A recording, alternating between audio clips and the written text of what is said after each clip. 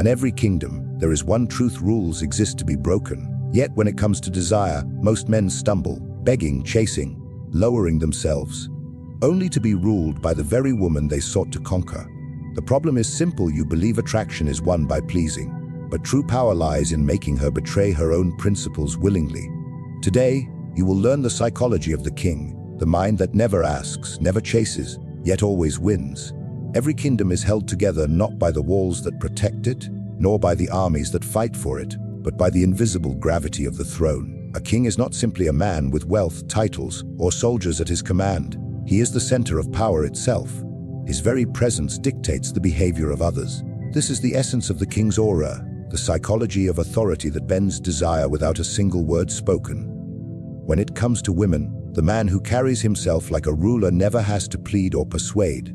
She feels the difference, and her instincts respond before her mind can form excuses. Most men fail because they believe attraction is built through effort. They talk too much, explain too much, seek validation, and try endlessly to prove their worth. But the king does not explain. He does not chase. His value is not presented on demand. It is assumed, and his demeanor reinforces it. When he enters a room, he does not look for permission to exist. He moves as if the room itself belongs to him. Women sense this quiet claim of ownership. They cannot ignore it, because it is not arrogance nor is it desperation. It is an energy that radiates from absolute self-control. Control is the root of the aura. The man who cannot master himself has no chance of mastering the impression he leaves on others. The king does not indulge every impulse, nor does he expose every thought. He is measured, deliberate, and unshaken. If she tests him, he does not react. If she withholds, he does not beg. If she provokes, he does not lose composure. His silence, his restraint, his calmness, all of these are louder than 1,000 empty declarations of confidence. In her mind, she knows instinctively this man is different. This man is not ruled by his emotions, he rules them. Women often claim to want men who are kind, expressive, endlessly available. Yet when such men appear, they do not inspire passion. They inspire comfort at best, boredom at worst. The truth is that desire is not born from comfort. Desire is born from awe, from tension, from the subtle sense of standing before something greater than oneself. The king's aura creates this sensation. It makes a woman question her place in relation to you. It unsettles her, fascinates her, and draws her in without you ever needing to pursue. She becomes the one who studies your movements, who tries to decode your silences, who adjusts her own behavior to win your approval. The aura is not loud. It does not shout or boast. Its strength comes from mystery. The less you reveal, the more she imagines. The more she imagines, the more power you hold. A king does not spill his secrets at the first touch of curiosity. He withholds, letting others hunger for pieces of his truth. Each detail revealed feels like a gift, not a transaction. This scarcity of knowledge makes him magnetic, and women who pride themselves on discipline or detachment soon find themselves breaking their own rules just to get closer to the fire of his presence. To cultivate this aura, you must first eliminate the habits of the beggar. Stop explaining yourself. Stop overcompensating. Stop performing tricks in the hope of affection. Every gesture must come from choice, not from need. Speak less, but with weight. Move slowly, but with certainty. Hold eye contact not as a request, but as a command. When you touch, do it with intention. When you withdraw, do it without apology. The king does not adjust to fit the room adjusts to him. This is why women gravitate towards such a man even against their own will. He does not try to be chosen, he forces the recognition that he already is. The king's aura is the silent crown that cannot be faked. It is the invisible force that makes others lower their voices when you speak, that makes her heart race when your attention shifts toward or away from her. She cannot resist it because it is not built on tricks, compliments, or tactics. It is built on the deepest truth of dominance that real power does not announce itself, it simply exists. What is rare is desired, and what is abundant is dismissed. This is the law that governs not only kingdoms but also hearts. When something cannot be easily obtained, its value multiplies in the mind of the one who wants it. Scarcity is the engine of desire, and it is through scarcity that a woman abandons the rules she once swore to uphold. A man who understands this principle does not throw himself at her feet. He does not flood her with constant attention or smother her with affection. Instead, he makes his presence a privilege, his time a treasure, and his affection a reward that must be earned.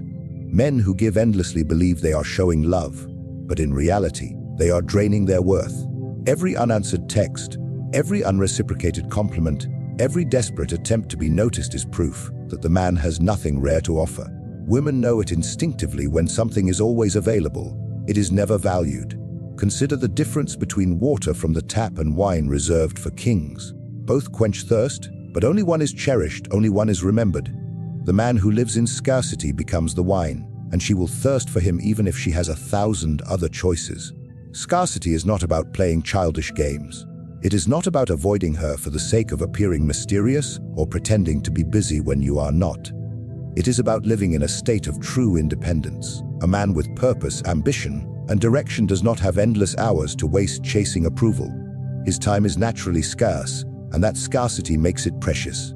A woman confronted with such a man begins to realize she must compete for his attention, and competition is the spark that burns away her discipline. Suddenly, her rules about not calling first, not chasing, or not showing too much interest collapse under the pressure of wanting what she cannot fully hold. To deny is to create hunger.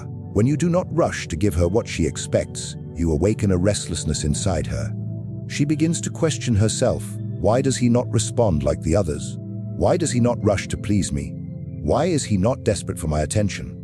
These questions turn into obsession. Her pride tells her she should walk away, but her desire whispers louder.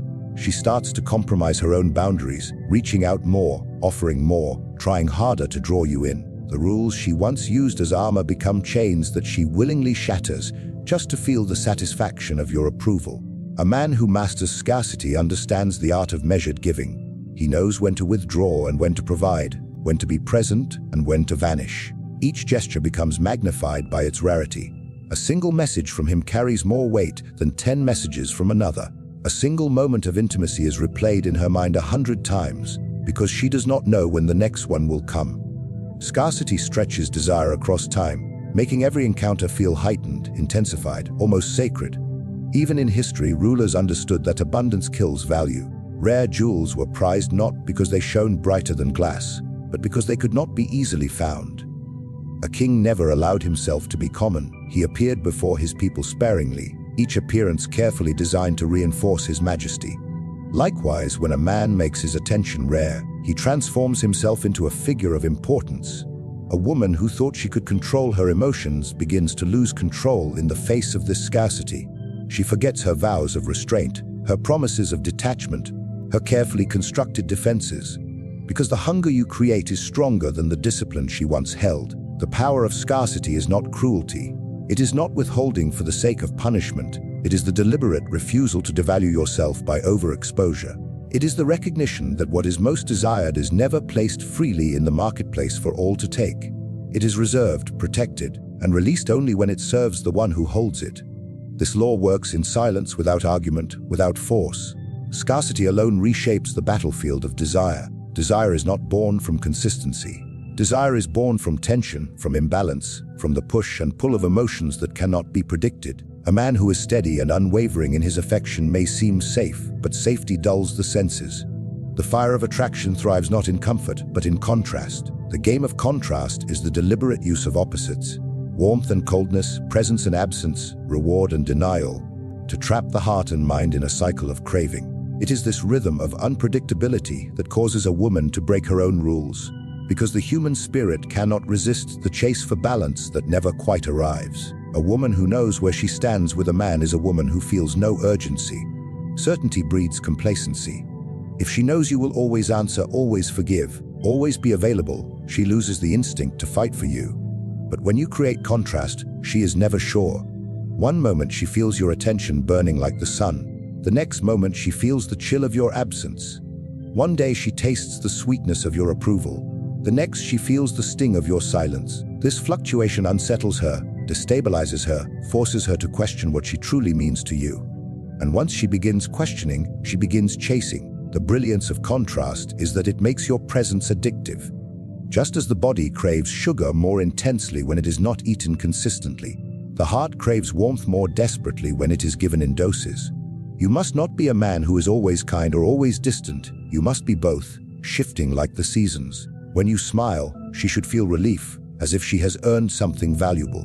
When you withdraw, she should feel loss, as if something precious has been stolen. Each extreme strengthens the other. Without coldness, warmth is unremarkable. Without distance, closeness is ordinary. It is the oscillation that turns simple gestures into emotional storms. The game of contrast also manipulates her pride. A woman may swear she will never chase, never lower herself, never violate her rules. Yet when you give her moments of closeness, her pride softens. She feels chosen, she feels special. Then, when you suddenly retreat, pride turns to desperation. She cannot accept the loss of what she once believed was hers. To restore balance, she reaches out, breaks her silence, offers more than she intended. In this moment, her rules dissolve not because you asked her to bend them, but because she cannot tolerate the instability of her emotions. Nature itself demonstrates the power of contrast. The heat of summer is only cherished after the bite of winter. The sweetness of fruit is only craved after the bitterness of hunger. A life without contrast becomes monotonous, stripped of intensity, stripped of longing. The same law applies to relationships. The man who offers only comfort becomes invisible. The man who offers both comfort and discomfort becomes unforgettable. He creates a cycle where her emotions rise and fall, never resting, always circling back to him as the source of her turmoil and her relief.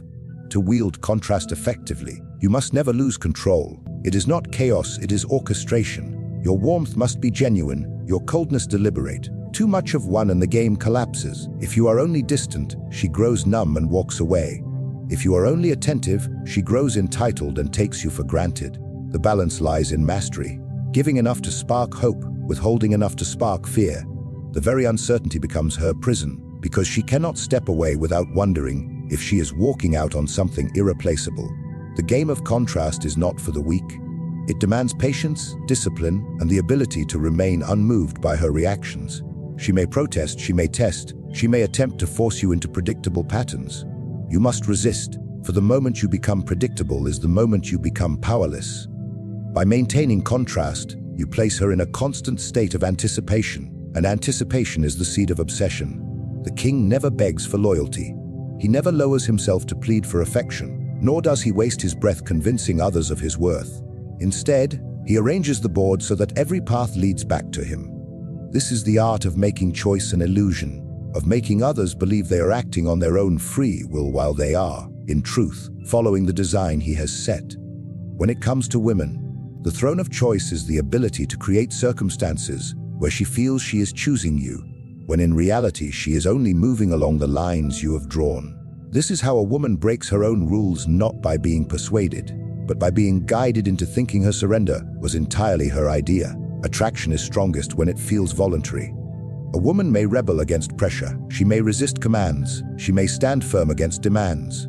But when she feels she is the one deciding, her resistance vanishes. The throne of choice is about arranging your presence, your behavior, your timing so skillfully that her decisions align with your desires. She tells herself she is in control, even as she abandons her own principles to keep pace with you. The brilliance of this strategy is that she never blames you for her surrender. She rationalizes it as her own freedom, her own discovery, her own will. Yet it was you who placed the crown in front of her and allowed her to believe she picked it up of her own accord. This requires patience, because control that is too obvious exposes itself as manipulation. The king does not need to force loyalty, because his subjects already believe that following him is in their best interest. In the same way, a man must never force a woman to break her rules. He must arrange the circumstances so that breaking them feels like liberation instead of submission. He achieves this by knowing her desires, her fears, her ambitions, and presenting himself as the answer to all of them. Once this frame is in place, her rules no longer feel like protection. They feel like limitations she is eager to cast aside. The throne of choice is maintained through subtlety. When you withdraw, she believes she is chasing because she wants to, not because you led her into longing. When you give, she believes she earned your attention, not that you chose to bestow it. When she bends her boundaries, she believes it was her own decision, not that you stripped them away. Each step feels self-directed, but the path is one you constructed. She is walking willingly into the very place you wanted her to reach, and because she feels in control, she embraces it fully. Consider how power has always been exercised by the wisest rulers. They did not command every move of their subjects. Instead, they shaped the environment so that the people's choices naturally aligned with their authority. They provided opportunities that led in one direction, incentives that encouraged the desired behavior, and limits that made other paths seem less appealing. The subjects felt free, yet their freedom was confined within the structure of the throne. This is the same principle that governs attraction. You do not demand her loyalty, you arrange the field so that loyalty feels like her natural response. The psychology behind this lies in the human need for autonomy. People resist when they feel cornered, when they sense their will is being stripped away. But they surrender easily when they believe they are acting on their own terms. A woman will fight a man who openly pressures her to abandon her rules. Yet she will eagerly dismantle them herself if she feels she is simply following her own heart. The throne of choice ensures that her pride remains intact. She does not feel defeated, she feels victorious.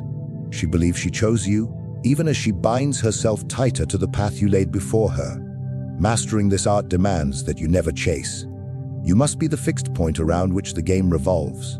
Your steadiness, your indifference to her hesitation, your refusal to prove yourself, all of this creates the illusion that she is freely moving toward you. You are the throne, immovable and unyielding, and she must approach. In doing so, she feels powerful, but in reality, her power is only an extension of the seat you have already claimed. Power in matters of desire does not belong to the man who chases, nor to the one who pleads. It belongs to the man who wears the crown without asking for it. The psychology of the king is not built on words or promises, but on presence, scarcity, contrast, and the illusion of choice.